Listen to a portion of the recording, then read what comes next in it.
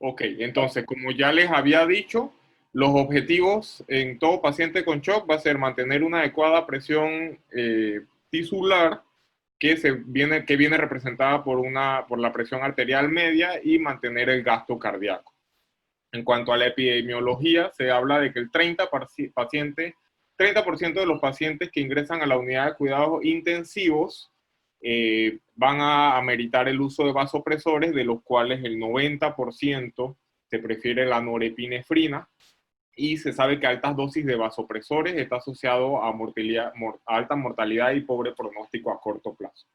Recordar conceptos: el gasto cardíaco, la fórmula del gasto cardíaco corresponde al volumen circulante, volumen sanguíneo circulante por minuto, y viene representada por la frecuencia cardíaca por el volumen sistólico. Recordar que el volumen sistólico depende de la precarga, la poscarga y la contractilidad, de las cuales pues sabemos que la precarga va a representar prácticamente el retorno venoso, o sea, el estado de volemia del paciente va a estar representado por la precarga. La poscarga va a estar representada por las resistencias vasculares periféricas, tanto sistémicas como pulmonares, y la contractilidad es la inherencia propia del tejido miocardio para poder generar presiones en las cavidades cardíacas, presiones y dilatación en las cavidades cardíacas para poder llevar a cabo un adecuado llenado de las cavidades y pues un adecuado expulsión de volumen sistólico. La contractilidad es intrínseca de la célula miocárdica, de la célula muscular cardíaca. Entonces, recordando los tipos de shock, en el shock hipovolémico, como ya les mencioné, va a haber una disminución o sea, en la volemia, por lo tanto va a estar disminuida la precarga, y este tipo de shock va a responder adecuadamente al manejo con líquidos si no existe otro tipo de shock asociado, llámese el distributivo, en donde va a por mecanismos inflamatorios va a ocurrir vasoplegia, que va a disminuir las resistencias vasculares periféricas, o que haya una alteración miocárdica secundaria, pues que ya nos va a traer otras repercusiones. En cuanto al shock cardiogénico, puramente es la disminución de la contractilidad y es la incapacidad del corazón para mantener un adecuado gasto cardíaco. El shock obstructivo, hemodinámicamente podría decirse que es una forma de shock cardiogénico. Va a estar disminuida la precarga, ya sea por aumento en las presiones en las cavidades torácicas, sea por taponamiento cardíaco, neumotórax a tensión, o por un aumento en la poscarga, eh, en este caso, pues secundario a un tromboembolismo pulmonar en la circulación venosa pulmonar. En ambos casos, pues el gasto cardíaco va a estar disminuido. Y en el shock distributivo vamos a encontrar un gasto cardíaco normal o aumentado, dependiendo de las fases en las que encontremos el shock, y esto va a deberse, y el shock se va a producir por una disminución en las resistencias vasculares periféricas, pues secundaria hipotensión, perdón por el error de ortografía, hipotensión con H, pues secundario a, como ya mencioné, una disminución del tono simpático que ocurre en el shock neurogénico, o una vasoplegia por cambios inflamatorios secundarios al shock distributivo en sepsis, o la disminución de las resistencias vasculares por aumento en citoquinas, como en el shock anafiláctico. Entonces, pues como ya mencioné, en el shock cardiogénico, no todos los shocks van a cursar puros, o sea, siempre puede haber presentaciones mixtas.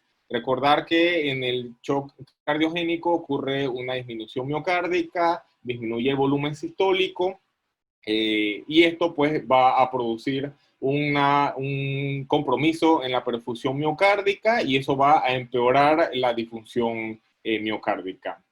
Secundariamente, pues va a haber un aumento en la estimulación simpática porque está tratando de compensar, va a haber un aumento en la frecuencia cardíaca, va a intentar aumentar la contractilidad, esto aumenta la demanda de oxígeno del miocardio y eso va a empeorar la disfunción miocárdica. Y secundariamente, por respuesta simpática, por mecanismo de varorreflejo va a ocurrir una vasoconstricción periférica para intentar aumentar las presiones arteriales medias y eso entonces va a aumentar la poscarga y va a empeorar la disfunción miocárdica.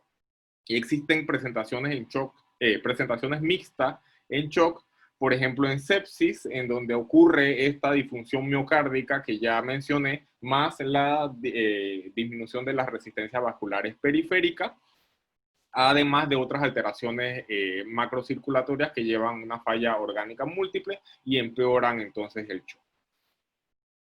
En cuanto a la fisiopatología, existe en todo tipo de shock existe una vía común de disfunción orgánica. Esta pues va a ser dependiente, ocurre la hipoperfusión tisular, esto va a producir una hipoxia celular prolongada, va a haber depresión energética de las reservas de ATP, van a empezar a fallar las bombas ATPasa en la membrana celular, va a haber un influjo de hidrogeniones, sodio y calcio a nivel intracelular, esto va a producir un edema celular, cambian los potenciales de membrana, ocurre liberación del citocromo C al citoplasma y esto entonces activa la vía de las caspasas, produciendo entonces la apoptosis celular. En cuanto a la fisiopatología, pues específicamente en el shock distributivo, que se produce una vasoplegia, o sea, una vasodilatación sistémica secundaria a la activación de mecanismos inflamatorios por el estrés oxidativo, liberación de citoquinas, se afecta la microcirculación, se afecta la acción mediada por la óxido nítrico sintetasa y pues aumenta la vasodilatación propio del shock distributivo. Ok, entonces, entrando ya en el tema, pues hay que conocer los diferentes tipos de receptores y sus acciones a nivel de la vasculatura sistémica y a nivel del miocardio. Esta es una imagen que ilustra a nivel de un vaso sanguíneo cómo actúan los diferentes receptores, pues para poder entonces entender el mecanismo de acción de los fármacos, tanto vasopresores como inotrópicos. El punto central en esto es el aumento o disminución del calcio citosólico que va a promover una contracción miocárdica, siendo algunos fármacos que promueven el aumento de calcio citosólico, como los que activan los receptores de la vasopresina, el V1, específicamente a nivel de vaso sanguíneo, o los receptores alfa-1 adrenérgicos. Los receptores angiotensina 2 también aumentan el calcio citosólico. Y los mediados por los receptores beta adrenérgicos, sobre todo el beta 2 adrenérgico, este va a inhibir o a disminuir el calcio citosólico y va a producir una dilatación en el vaso sanguíneo. Al igual que los fármacos pues mediados por la óxido nítrico sintetasa. Entonces, para poder entender la fisiología de los receptores adrenérgicos, recordar que cada uno activa una proteína diferente en la membrana que va a promover entonces la fisiopatología que mencioné. Existen diferentes tipos de adrenoreceptores, siendo los alfa y beta adrenérgicos los principales, sabiendo pues que los alfa-1 adrenérgicos son los que se van a encontrar en los vasos sanguíneos y van a ser los responsables de la vasoconstricción periférica principalmente, y los receptores beta adrenérgicos, sobre todo el beta 1, se encuentra principalmente a nivel del miocardio y va a ser el responsable del aumento en la contractilidad, inotropismo y cronotropismo positivo. Y saber pues que los receptores de la dopamina La misma dopamina a dosis baja, los receptores se encuentran principalmente en la circulación esplácnica y renal, pero a dosis alta, la misma dopamina también puede estimular los receptores beta y alfa adrenérgicos. Recordar, el receptor alfa 1 adrenérgico aumenta la respuesta a la guanilil ciclasa, lo que esto aumenta la fosforilación de la fosfolipasa C, que activa entonces los canales de calcio del retículo endoplasmático para la salida del mismo al citosol, para que se produzca entonces la contracción del músculo liso vascular. En cuanto a los receptores beta, en el miocardio, específicamente el beta 1, este estimula la adenilciclasa, va a haber un aumento del AMP cíclico, activa la proteína quinasa, y también, pues por la misma vía que mencioné anteriormente, aumenta la fosforilación de los canales de calcio del sarcolema y aumenta entonces el influjo del calcio citosólico y promueve entonces la contracción muscular. Tanto ambos receptores, alfa 1 como beta 1, promueven la contracción del músculo de la célula muscular. Los beta 1 se encuentran a nivel de la célula miocárdica, el miocito cardíaco, y las alfa 1 se encuentran a nivel del músculo liso vascular. Los receptores beta 2 adrenérgicos, de importancia en los vasos sanguíneos, estos, al contrario de los alfa 1 y beta 1, estos van a aumentar los niveles de AMP cíclico, lo que entonces ocurre, aumenta la proteína quinasa A, y este va a producir entonces una fosforilación inhibitoria de las cadenas de miosina, lo que produce secundariamente entonces una relajación del músculo liso. Por eso el efecto de los beta 2 en los vasos sanguíneos es vasodilatación. Y bueno, recordando los receptores dopaminérgicos, como les dije, principalmente a nivel de la vasculatura renal y esplácnica, van a producir secundariamente, por aumento del AMP cíclico, una vasodilatación. Otros mecanismos de vasodilatación que posee el organismo es a través del óxido nítrico. Recordar que el óxido nítrico se produce en el endotelio, se encuentra la enzima óxido nítrico sintasa, los cuales va a convertir de la formación de la arginina con la citrulina, se forma como producto el óxido nítrico. Este va a aumentar el GMP cíclico, lo que va a aumentar la fosforilación de la quinasa fosforilada, y esto va a disminuir entonces el calcio intracelular, y el producto final va a ser la vasodilatación. Aquí importante también pues el mecanismo de los inhibidores de la fosfodiesterasa 5, que pues ellos van a degradar este GMP cíclico y va entonces a producir una vasoconstricción al aumentar los niveles del GMP cíclico. Y por último, los receptores de la vasopresina, en los cuales se encuentran en la músculo liso del vaso sanguíneo. El receptor V1 va a aumentar también el influjo de calcio a nivel citosólico, y este entonces activa la miosina y se produce entonces una contracción del vaso sanguíneo. Ok, entonces entendiendo la fisiopatología, entonces podemos conversar acerca de cada fármaco y su efecto tanto vasopresor como inotrópico, pero también teniendo en cuenta que algunos pueden tener efectos vasodilatadores, sobre todo los que afectan los receptores beta 2 adrenérgicos. Entonces, el cuadro clínico en todo paciente con shock, siempre buscar datos de hipoperfusión tisular, oliguria, alteración del estado de alerta, piel fría, moteada, y siempre importante, el estado de shock puede o no puede estar asociado a hipotensión. y nos ayudamos con los niveles de lactato que nos indican hipoperfusión tisular, los niveles de la saturación venosa de oxígeno, pues que nos hablan del aporte del oxígeno, y el delta de la presión de CO2, pues que nos habla del metabolismo celular. Recordar siempre, ya en estados avanzados de shock, la hipotensión puede ocurrir o por baja resistencia en la vasculatura sistémica o por un insuficiente gasto cardíaco.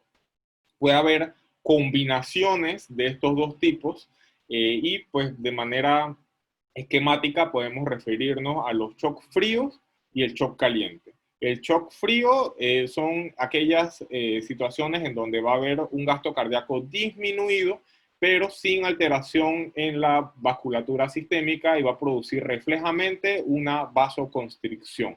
El paciente va a estar con extremidades frías, pulsos débiles, y pues gasto cardíaco bajo puede ser o una inadecuada precarga. Por eso siempre dije que hay que buscar datos de hipovolemia antes de tratar con vasopresores o inotrópicos, o puede ser por una alteración propia de la contractilidad en el caso de los shocks cardiogénicos. Y en el tipo de shock caliente son aquellos en donde va a haber una baja resistencia vascular sistémica secundaria a vasodilatación, como mencioné, ya sea vasoplegia o por pérdida de la estimulación simpática, con un gasto cardíaco elevado compensatorio. En este caso, vamos a encontrar pacientes con extremidades calientes, pulsos fuertes. Pues, como ya mencioné en la fisiopatología y en todo la hemodinámica, sabemos entonces que un shock caliente, lo que vamos a necesitar es un aumento en las resistencias vasculares sistémicas para entonces mejorar la perfusión tisular, pues que la medimos con la presión arterial media indirectamente. Y en el shock frío, en donde va a haber una baja contractilidad, entonces debemos buscar fármacos que nos ayuden a aumentar el gasto cardíaco, siempre teniendo en cuenta primero aumentando el volumen sistólico y luego entonces aumentando la frecuencia cardíaca para evitar empeorar la disfunción miocárdica. Y pues, como la tabla que les muestro a la mano derecha, tener en cuenta que todos los agentes vasoactivos tienen efecto tanto en receptores beta 1, alfa 1 y beta 2, en los cuales pues los inotrópicos nos pueden causar por estimulación de los receptores beta 2, pueden ocasionar una vasodilatación, empeorando entonces el shock. Entonces, como ya les mencioné, la mayoría de los agentes vasoactivos van a causar efectos cardiovasculares porque interactúan tanto con receptores adrenérgicos y receptores beta, tanto a nivel miocárdico como en los vasos sanguíneos. Tener en cuenta también que por respuesta refleja un aumento en la presión arterial compensatoriamente puede ocasionar un aumento en el gasto cardíaco, en el aumento en las resistencias vasculares sistémicas y en el retorno venoso al aumentar el flujo venoso en la circulación mesentérica. La respuesta vascular en los receptores alfa adrenérgicos nos va a ayudar con una vasoconstricción en los pacientes con un shock caliente. Y bueno, los receptores vasculares de la vasopresina, como ya les mencioné también. Siempre recordar, pues que básicamente el concepto es que los agentes vasopresores son aquellos que van a aumentar la resistencia vascular sistémica al producir activación en los receptores alfa 1 adrenérgicos, principalmente, y en el receptor V1 de la vasopresina. Y los agentes inotrópicos son aquellos que nos van a aumentar el gasto cardíaco y el volumen sistólico, aumentando la contractilidad de la frecuencia cardíaca a través de los receptores beta 1 adrenérgico principalmente y beta 2 adrenérgico, teniendo en cuenta, como ya les mencioné, que los inotrópicos que estimulan los receptores beta-2 adrenérgicos nos pueden producir una vasodilatación secundaria, una disminución en las resistencias vasculares periféricas. Teniendo en cuenta esta clasificación y estos conceptos, se propone una clasificación más esquemática, más comprensible, en donde podemos clasificar los agentes vasoactivos dependiendo de su efecto en el tono vascular y su efecto cardíaco. Así que podemos tener agentes vasoconstrictores, que son aquellos que únicamente van a producir una constricción o un aumento en las resistencias vasculares sistémicas. Los agentes inoconstrictores son aquellos que producen un efecto inotrópico positivo, un efecto a nivel cardíaco y a la vez aumentan las resistencias vasculares sistémicas. Y vamos a tener los agentes vasodilatadores, que son aquellos que puramente producen una vasodilatación periférica, una disminución en las resistencias vasculares, y los agentes inodilatadores, aquellos que estimulan los receptores beta-adrenérgicos a nivel miocárdico, aumentando la contractilidad, o sea, inotrópicos positivos, pero producen un efecto vasodilatador secundario a la disminución de las resistencias vasculares sistémicas. Teniendo en cuenta eso, entonces, pues, puedo empezar a mencionarles cada uno de los agentes. Los vasoconstrictores puros, como se ven en las tablas, contamos con la fenilefrina, que va a estimular únicamente al receptor alfa 1, la vasopresina, que va a estimular al receptor V1 en los vasos sanguíneos, y la angiotensina 2, que va a afectar va a actuar a través de los receptores de la angiotensina 1 a nivel de los vasos sanguíneos. Los inoconstrictores, aquellos que tienen un leve efecto inotrópico y vasoconstrictor, encontramos la norepinefrina, cuyo efecto principal es vasoconstrictor, afecta más alfa 1 que beta 1. La epinefrina, ella tiene un efecto más beta adrenérgico, afectando beta 1 y beta 2 más que alfa 1. Y la dopamina, que es dosis dependiente, va a afectar tanto receptores beta 1 con dosis medias y receptores alfa 1 con dosis altas. Y de los inodilatadores, aquellos que aumentan el inotropismo, pero disminuyen la resistencia vasculares sistémicas, contamos con la dobutamina, cuyo efecto principal va a ser sobre beta 1 principalmente, más que sobre los receptores alfa 1. A nivel de vaso sanguíneo, él afecta más al beta 2 que al alfa 1, también es dosis dependiente. El isoprotenerol, que es exclusivo receptor beta adrenérgico, y bueno, por otros mecanismos que no son simpático-miméticos, el milrinone y el levosimendan, que inhiben la fosfodiesterasa 3 y pues actúan de maneras distintas que ya les voy a mencionar más adelante.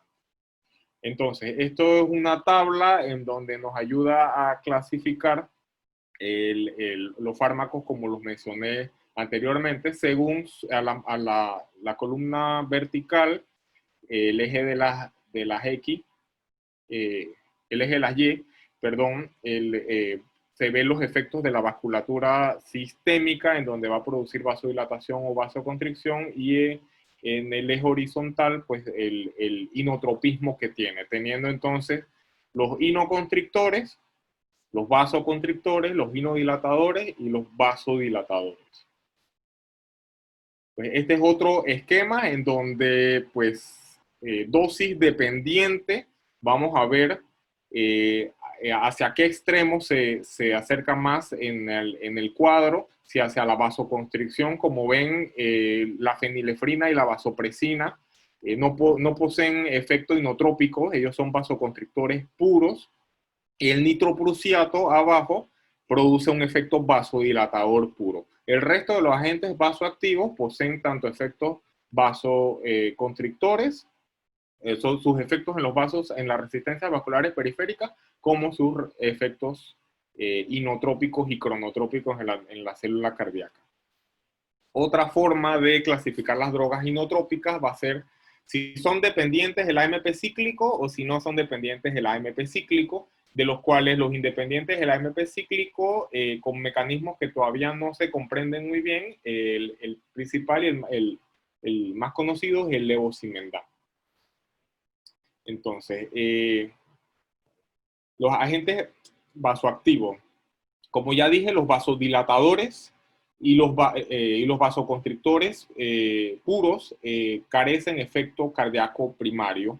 El efecto cardíaco que pueden generar va a ser por efectos simpáticos, recordando los efectos, los mecanismos varorreflejos. Los inodilatadores van a reducir las resistencias vasculares sistémicas, pero a la vez van a aumentar la contractilidad cardíaca, estimulando receptores beta adrenérgicos.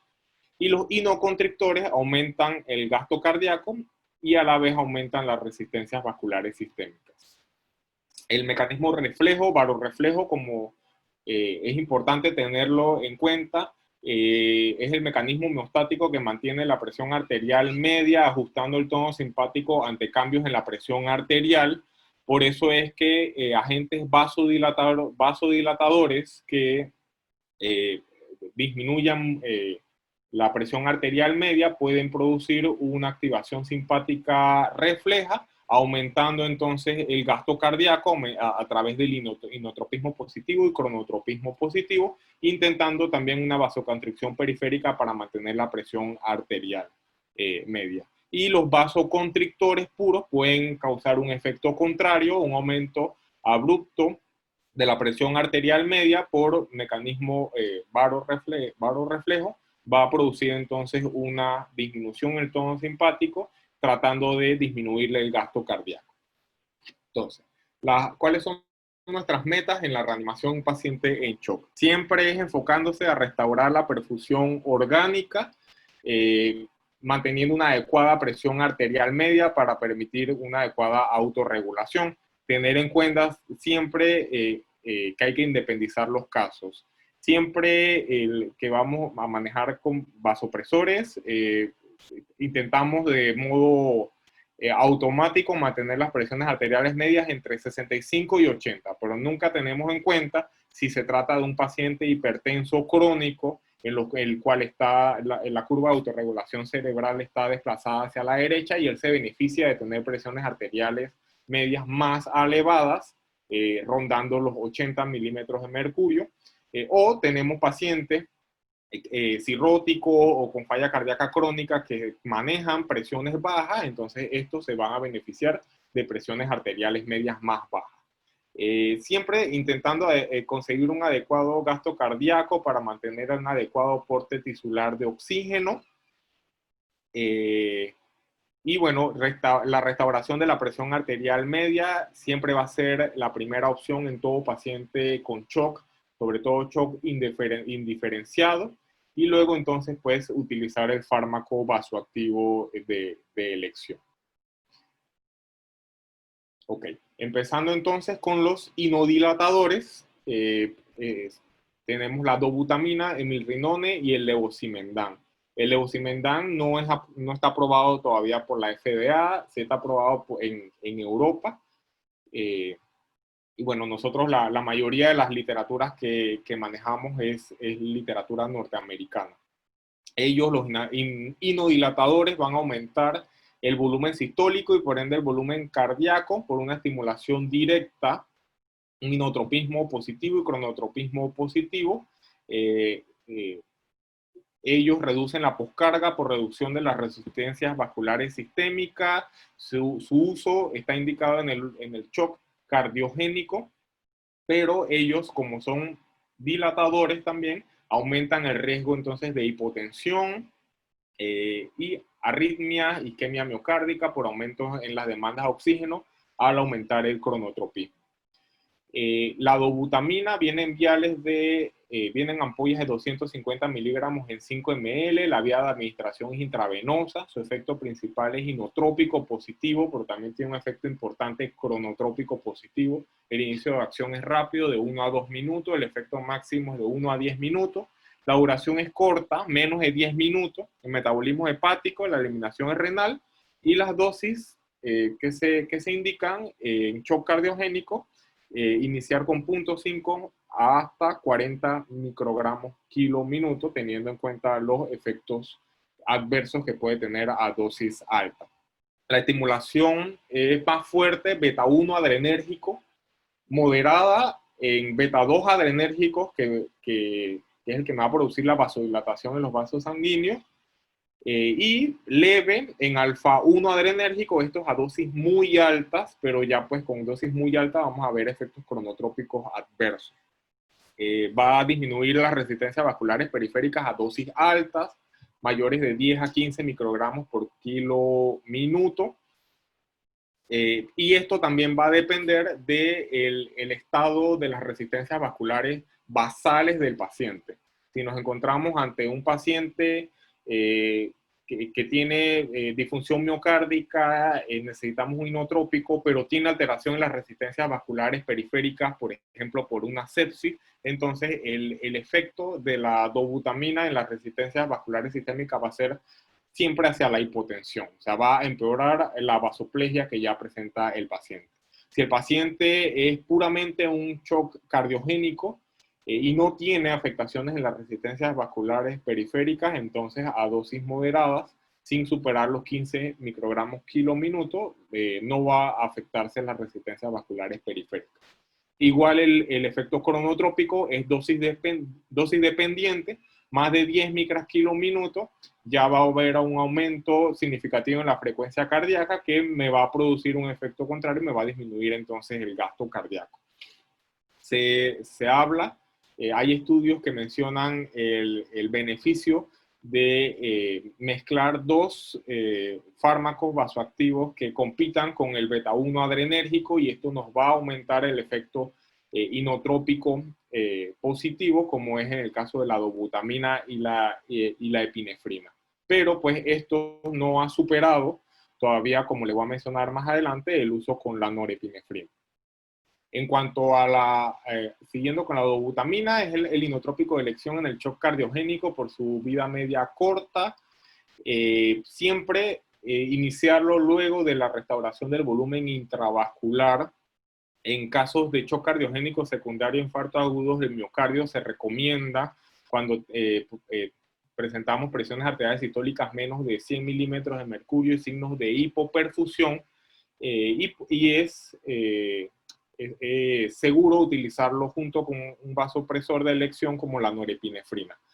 A tener en cuenta, la dobutamina produce un efecto de taquifilaxis, que es en administraciones prolongadas va a producir una desensibilización y pérdida de los receptores beta 1 adrenérgicos, perdiendo entonces su efecto inotrópico. Esto, según la literatura se ve luego de 24 a 48 horas del uso de la dobutamina, sobre todo 48 horas.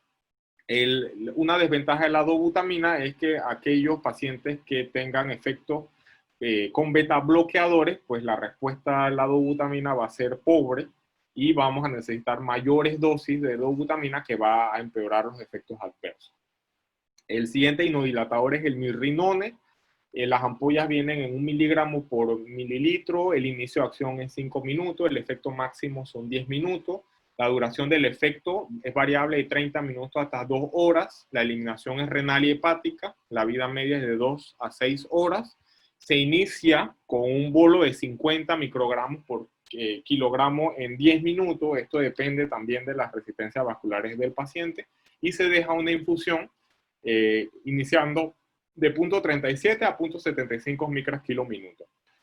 El mecanismo del milrinone inhibe la fosfodiesterasa 3, que como mencioné al inicio de la charla, es la que degrada el AMP cíclico, así que va a haber un aumento en los niveles de AMP cíclico, va a haber un aumento en el calcio citosólico y va a potenciar los efectos beta adrenérgicos. El milrinone produce una vasodilatación pulmonar y sistémica importante, sobre todo pulmonar, más que la dobutamina.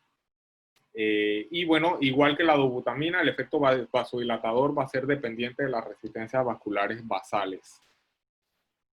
Aumenta el riesgo en arritmias en pacientes ya conocidos con cardiopatías isquémicas. En estos pacientes no se recomienda el bolo, se recomienda iniciar a dosis bajas de 0.3 micras kilo minuto. La vida media se puede duplicar cuando existe falla renal, por lo tanto está contraindicado en pacientes con lesión, disminución de la tasa de filtración glomerular por debajo de 50. El beneficio del milrinone sobre la dobutamina es que este sí va a mantener el efecto inotrópico aun cuando exista desensibilización de los receptores beta-1 adrenérgico o en aquellos pacientes que habían estado usando beta-bloqueadores. Y la combinación con otro beta-1 adrenérgico, como la dobutamina, aumenta significativamente el gasto cardíaco, pero se ha visto que empeora los efectos adversos. Esto ya lo dije, el milrinone disminuye más las resistencias pulmonares que la dobutamina, siendo pues de elección en el uso de los pacientes con falla cardíaca derecha, con datos de hipertensión pulmonar, porque va a disminuir las resistencias vasculares pulmonares. A pesar de los beneficios, las guías siguen describiendo a la dobutamina como el inotrópico de elección en shock cardiogénico, tanto shock cardiogénico puro como en disfunción miocárdica secundaria a sepsis. El levosimendan, las ampollas son de 2.5 miligramos por ml. Él es un sensibilizador de los canales de calcio. El mecanismo no se conoce muy bien. Él también inhibe la fosfodiesterasa 3, al igual que el milrinone, pero tiene un efecto sobre los canales de calcio de la membrana celular. La vía de administración intravenosa tiene una vida media de hasta una semana, por lo tanto una sola dosis es suficiente con estos pacientes. Se inicia con un bolo de 6 a 12 microgramos por kilogramo en 10 minutos y luego una infusión que se inicia a 0.1 microgramos por kilogramo por minuto. Aún no ha sido aprobado por la FDA. Como ya dije, sensibiliza los miofilamentos al calcio, posee mayor efecto hemodinámico que la dobutamina o el milrinone. También aumenta la vida media con su excreción es renal, así que aumenta la vida media con los pacientes con disminución de la tasa de filtración glomerular. No mejora la mortalidad en los pacientes con shock cardiogénico en comparación con placebo. Y pues sí se ha visto que existen beneficios de mejoría de sobrevida comparados con dobutamina, pero no disminuye los efectos adversos que disminuye la dobutamina. Y pues costo efectivo, el milrinone pues, se hace menos accesible que la dobutamina. Continuando con los inoconstrictores, encontramos las catecolaminas endógenas, que son la norepinefrina, la epinefrina y la dopamina. Ellos son efectivos vasopresores, estimulan los receptores alfa-1 adrenérgicos, produciendo aumento de las resistencias vasculares sistémicas y aumentan el gasto cardíaco por estimulación directa de los receptores beta-1 adrenérgicos. Son dosis dependientes, tienen alto riesgo de taquiarritmias, isquemia miocárdica, isquemia tisular, y de los tres sigue siendo de elección la norepinefrina como primera línea en shock, en todo tipo de shock, incluso en el shock indiferenciado. La dopamina y la epinefrina, la evidencia se ha visto que se prefiere su uso en el shock secundario a bradiarritmias. Pues recordar cómo se sintetizan las catecolaminas endógenas. A partir de la fenilalanina se produce la tirosina y luego pues a través de la tirosina hidroxilasa se produce la L-dopa, luego por la dopa descarboxilasa se produce entonces la dopamina. Esta por la dopamina beta hidroxilasa va a producir noradrenalina, que luego va a degradarse en producto final en la adrenalina. Todo ocurre en las terminaciones, en la membrana presináptica del sistema nervioso periférico. La norepinefrina, la concentración es 1 miligramo por ml. El inicio de acción es rápido, menos de 1 minuto. El efecto máximo se ve rápidamente también a los 2 minutos. La duración del efecto de 2 a 10 minutos. La degradación es enzimática y pulmonar, y la dosis se inicia de 0.04 a 0.3 microgramos kilo minuto como dosis terapéutica. Se ha visto, pues más adelante les hablaré del shock refractario, no hay una dosis máxima establecida para norepinefrina, y todo va a depender pues de los efectos adversos que presente el paciente. La norepinefrina es un potente vasopresor, estimula alfa-1 adrenérgico, pero a dosis altas también va a tener un efecto inotrópico positivo al estimular los receptores beta-1 adrenérgicos sobre todo. La norepinefrina tiene una menor potencia vasopresora que la epinefrina, pero es 100 veces más potente que la dopamina y de 3 a 5 veces más potente que la fenilefrina. Como ya mencioné, las dosis mayores de 0.5 o 1 micras kilo minutos son consideradas elevadas, pero no existen dosis máximas definidas en shock refractario. Dosis muy altas puede producir por los mecanismos varorreflejos, bradicardia y disminución del gasto cardíaco por aumentos excesivos en la presión arterial media en la poscarga.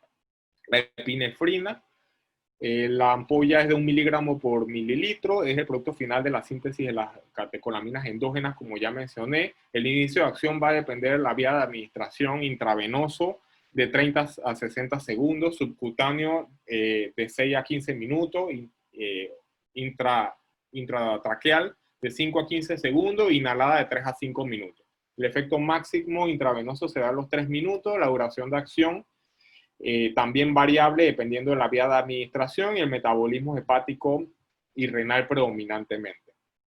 El efecto va a ser dosis dependiente, en donde vamos a dosis bajas de 0.02 a 0.08 micras kilo minuto, va a predominar efectos beta 1, beta 2, ya por arriba de 0.1 micras kilo minuto va a haber estimulación alfa 1, y por arriba de 2 micros kilo minuto va a haber activación predominantemente alfa 1, o sea, un efecto vasoconstrictor predominante.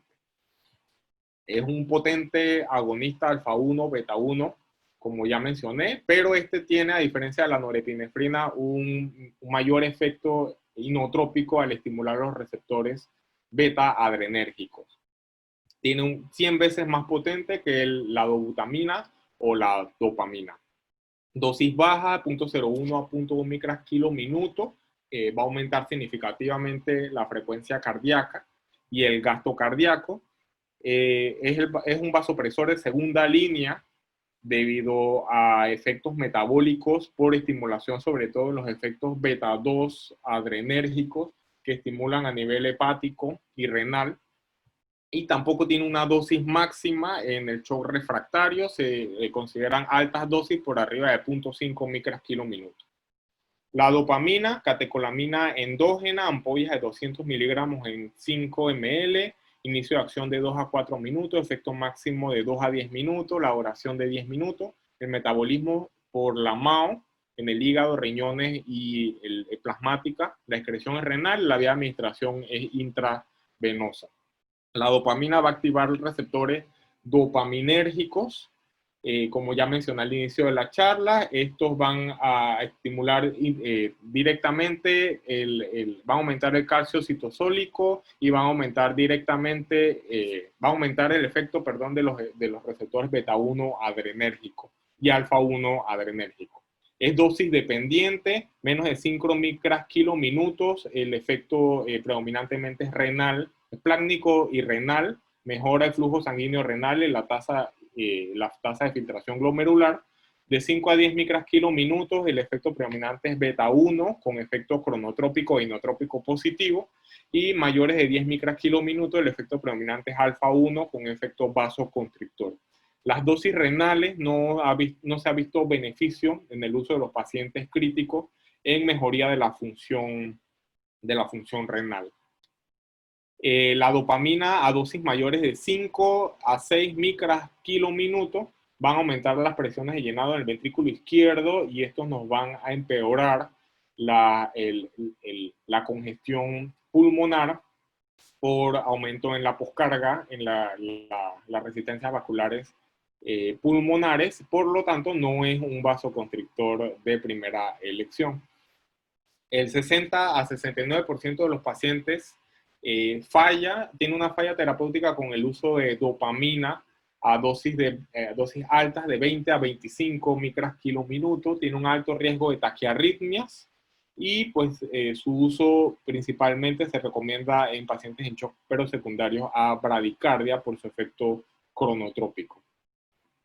En cuanto a comparación de inoconstrictores, existen múltiples estudios en donde comparan todo tipo de vasopresor, en donde se ha visto superioridad en la norepinefrina versus el resto. En este estudio de New England, en el 2010, se comparó la norepinefrina con la dopamina, en donde, pues como ven en las gráficas, la norepinefrina aumentaba la supervivencia, no hubo diferencia significativa en la sobrevida, según la gráfica, con la norepinefrina y la dopamina, pero sí hubo una disminución en los efectos adversos que se ocasionaban con la dopamina a altas dosis. E incluso en el estudio, en el SWAP-2, que es este que les estoy mencionando, se mencionaba que se podía utilizar la norepinefrina con la dobutamina, se prefería el uso de norepinefrina con dobutamina en vez que dopamina en los pacientes con shock cardiogénico. En el estudio CATS-2 del 2007 se demostró mayores efectos adversos en el uso solo de epinefrina en los pacientes con shock cardiogénico versus norepinefrina con dobutamina. Bueno, estos son los múltiples estudios que se han hecho comparando los vasopresores, en donde, como mencioné al inicio, no hay diferencias en la mortalidad. Las recomendaciones se dan por los mayores efectos adversos que poseen la epinefrina y la dopamina en comparación con la norepinefrina como vasopresor, y por eso se prefiere de primera elección. En cuanto a los vasoconstrictores puros, tenemos la fenilefrina y la vasopresina. Son de segunda línea en la mayoría de los shock, aumentan las resistencias vasculares sistémicas sin afectación cardíaca, no están indicados en pacientes con disfunción sistólica, puesto que el aumento en la poscarga va a haber una afectación en el volumen sistólico y eso va a empeorar entonces el shock cardiogénico, y están reservados únicamente en casos de shock vasodilatados con gasto cardíaco adecuado, los shock calientes. La fenilefrina, 10 miligramos por ml, el inicio de acción es rápido, intravenoso de 30 a 60 segundos, el efecto máximo de intravenoso es 1 minuto, la duración es de 15 a 20 minutos y el metabolismo es hepático. Él es una catecolamina sintética, estimula directamente los receptores alfa-1 adrenérgico, aumentando las resistencias vasculares periféricas, no tiene efecto inotrópico.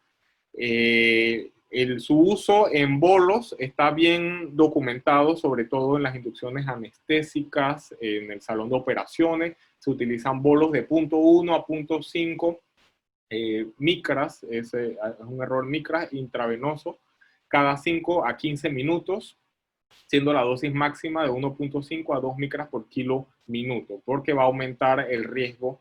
En los estudios se ha visto que ocurre un aumento en el riesgo de isquemia tisular. No está recomendado en su uso de primera línea, en el shock séptico. Entonces, la vasopresina. La vasopresina actúa en los receptores endógenos V1 de los vasos sanguíneos, produciendo un efecto vasoconstrictor, no tiene efecto inotrópico.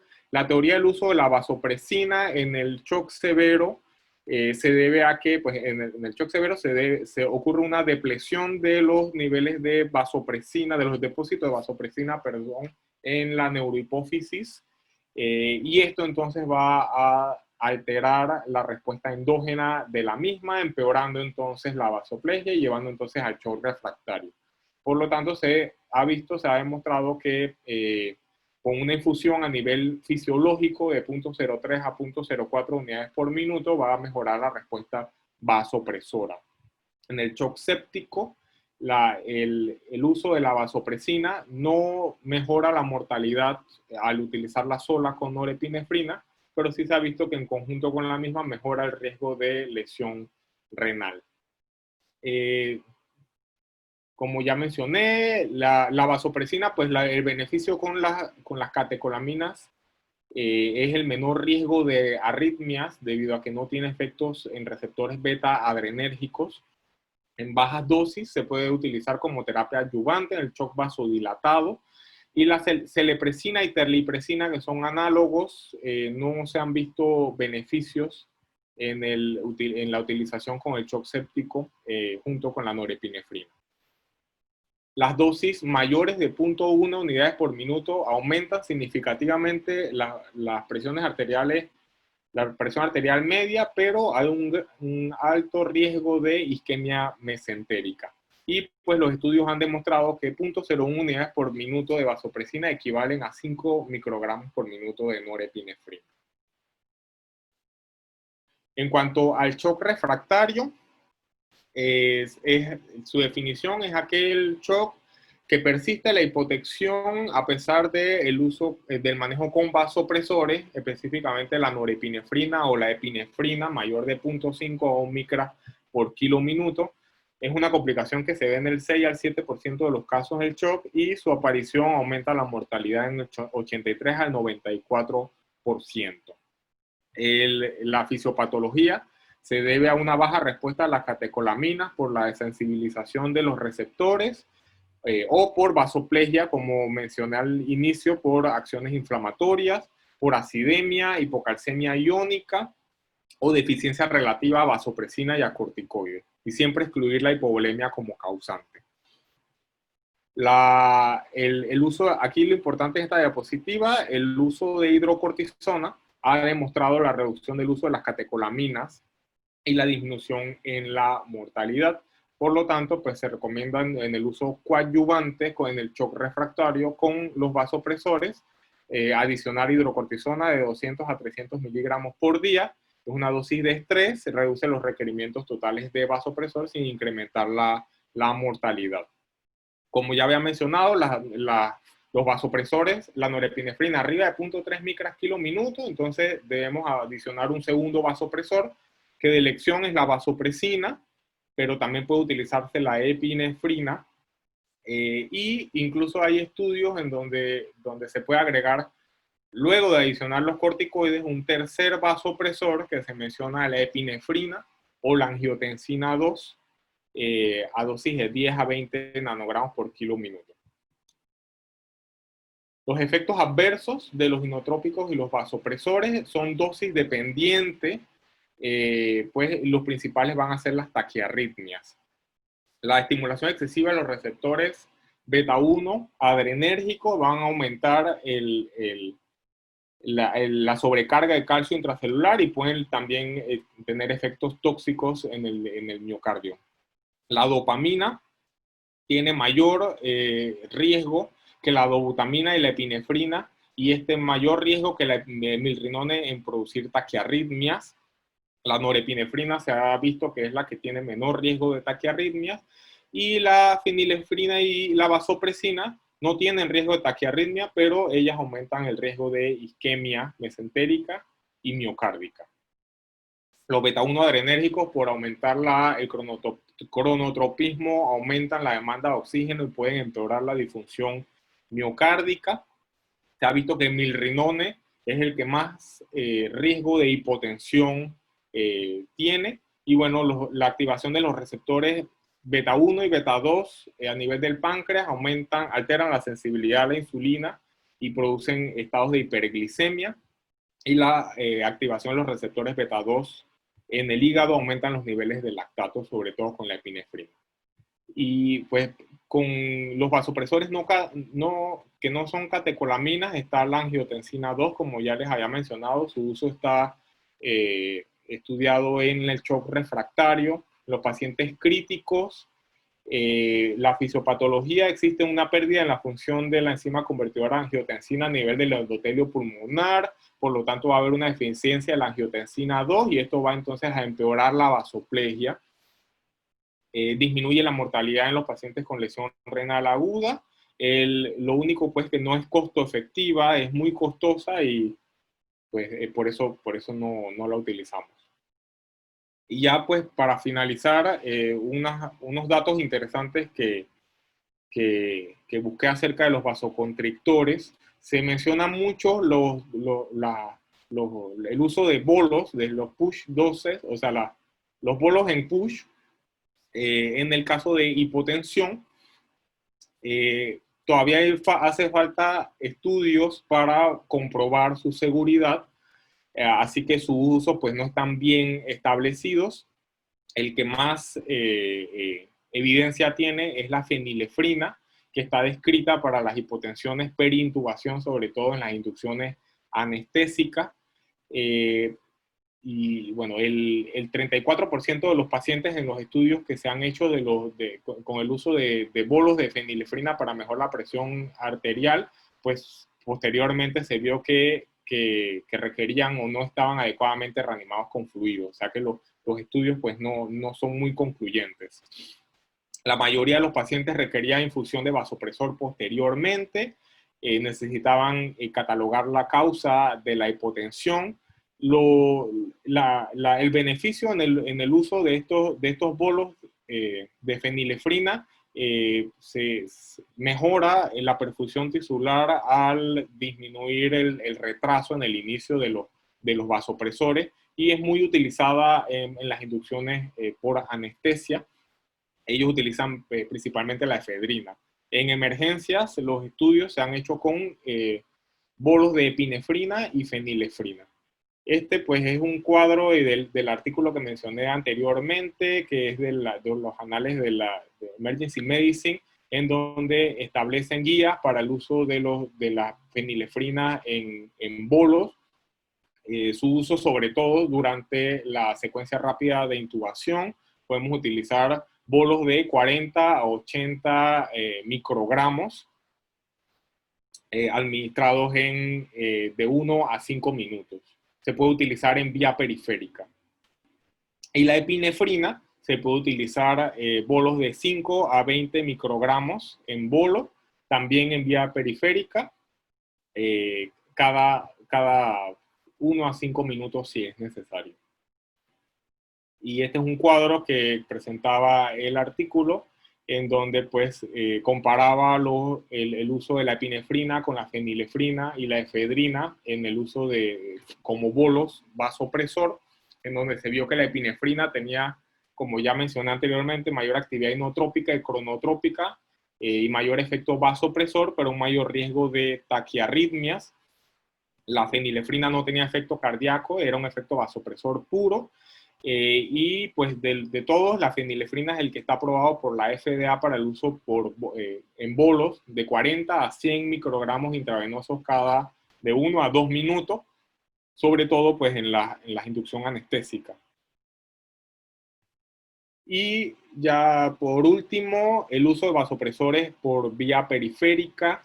Tradicionalmente se han administrado por vía central, pero hay múltiples estudios en donde establecen la seguridad de la administración de los vasopresores, sobre todo el más estudiado es la norepinefrina por vía periférica, debido a el aumento en riesgo en la colocación de catéteres venosos centrales y el retraso en el uso del vasopresor.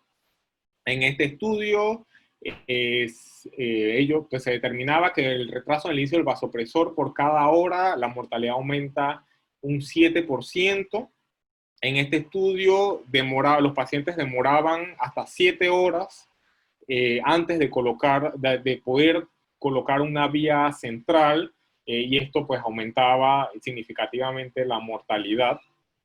El riesgo principal que se vio en el uso es por la extravasación y sobre todo está relacionado por la concentración, la velocidad de infusión y la duración. Ellos recomiendan monitorizar la vía periférica cada 4 horas, el uso de venas de gran calibre mayor de 4 milímetros con catéteres gruesos. En este estudio, el uso de vasopresor por vía periférica, el tiempo medio fue de 21 horas, en donde el riesgo de extravasación con efectos adversos fue solamente de un 2%. Ellos, pues, como dije, es dosis dependiente, en donde ellos establecen que debe diluirse, debe estar diluida el vasopresor. Ellos recomiendan administrar norepinefrina 4 miligramos en 250 de solución salina e iniciar a dosis bajas por vías periféricas. Los efectos adversos principales van a ser edema, eritema, dolor y bueno, raramente hablaban de necrosis que se veía de 2 a 4 horas, 4 días después de la administración por vía periférica. Entonces, a modo de conclusiones, pues tenemos que la dobutamina se prefiere como inotrópico de primera elección en el shock cardiogénico sobre el uso combinado de epinefrina y dopamina. El milrinone se recomienda en aquellos casos con gasto cardíaco muy disminuido, pero que no haya alteraciones en las resistencias vasculares periféricas por el alto riesgo de hipotensión. La norepinefrina es el primer vasopresor, la primera línea como vasopresor. La única excepción es en el caso de vasoplegia postcardiotomía, en el que se recomienda la vasopresina como primera línea. El uso de vasopresina con epinefrina se puede utilizar como terapia adyuvante, como un tercer vasopresor agregando la epinefrina en los casos que no respondan solamente a norepinefrina. Y en los casos de falla cardíaca con disfunción sistólica izquierda, se recomienda agregar dobutamina a la norepinefrina para mejorar las resistencias vasculares y mejorar el gasto cardíaco, con mayor evidencia que la utilización de epinefrina sola. La norepinefrina es la primera línea en shock indiferenciado hasta que encontremos la causa. La falla cardíaca derecha, los alfa-1 adrenérgicos van a aumentar la poscarga del ventrículo derecho, secundario a la vasoconstricción de vasos pulmonares. Por lo tanto, aquí el de elección sería el milrinone, en donde pues va a disminuir las resistencias vasculares a nivel pulmonar más que los otros inodilatadores. Y el shock secundario a obstrucción del tracto de salida del ventrículo izquierdo, se debe evitar el uso de inotrópicos, puesto pues que este depende de la precarga. Por lo tanto, entonces la reanimación, se sugiere que la reanimación sea agresiva con los líquidos para mejorar la precarga, y el uso de vasopresores puros como la fenilefrina y la vasopresina, que también nos ayudarían pues aumentando la precarga con el aumento del retorno venoso. Gracias.